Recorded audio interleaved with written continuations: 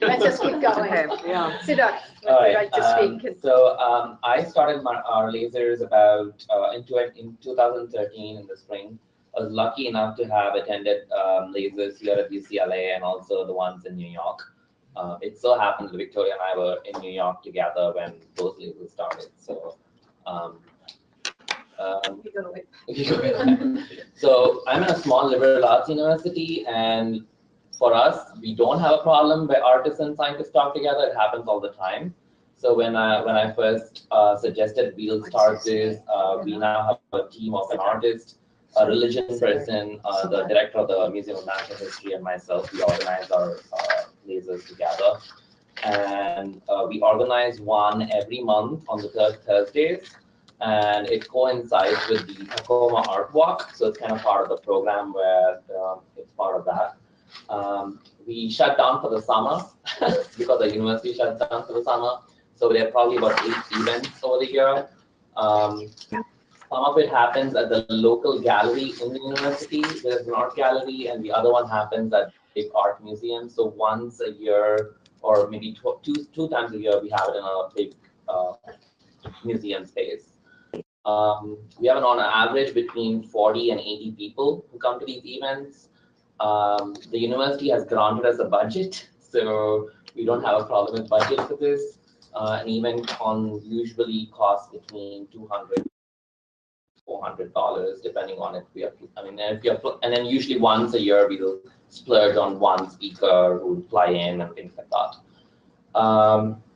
Events go from Pecha Kucha style, 5 artists, 5 scientists, 5 minutes, to like 4 hour, and it's always like an artist and scientist. And sometimes we do thematic events where climate change, we bring artists who work on climate change and scientists who work on that and come and give talks. Recently, we've tried to also move towards hands-on workshops. The audience seems to love it. And so at least 2 events a year, we are trying to give more tangible. Can you give an example of that?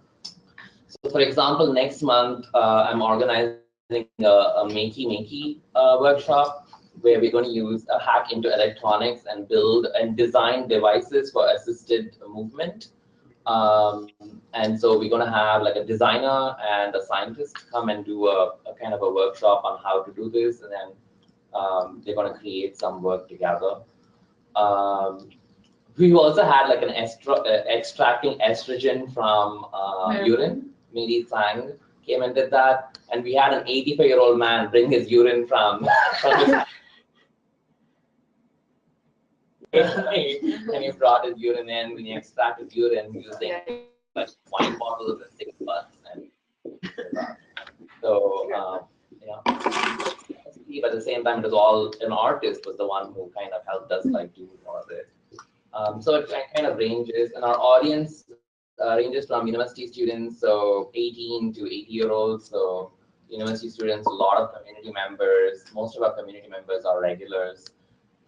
Just this past week, we had one on how mental illness is dealt with by native or indigenous populations. So we had a psychologist and also some folks and people from the healing centers come and talk about how mental illness and consciousness is handled.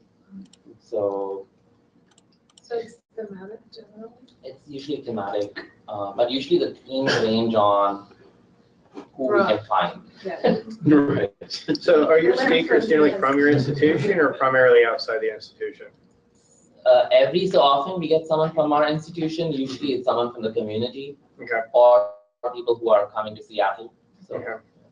I should also mention that we've done a workshop as well. Norman Ballard did a whole laser sort of not workshop, but a whole presentation. So once in a while people will bring in physical objects, or they'll do some kind of demonstration as well. Yeah. And we do have mingle time before, then the lasers happen, and then we have mingle time after with food and wine, and that really helps with the conversation. Alcohol, which we have as well. Yeah. Mingle. You do it on both ends? Yep. I like calling it mingle time. Mingle Well, time. for us, I don't know if you all know, Macklemore is from Seattle, so we call it Minglemore. So